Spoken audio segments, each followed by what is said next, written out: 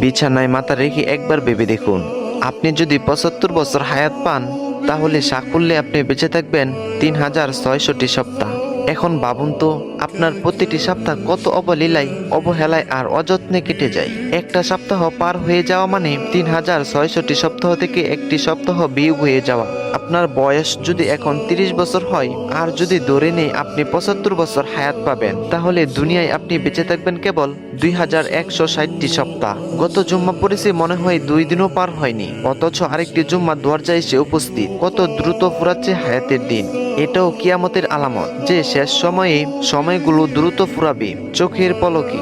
গত এক সপ্তাহে আমাদের আমলনামার পাল্লায়, কাজের পাল্লায়, শেখার পাল্লায়, সম্পর্ক উন্নয়নের পাল্লায় কি কি যোগ হলো, নাকি আগেও যা ছিল তাতেই স্থির হয়ে আছি আমরা?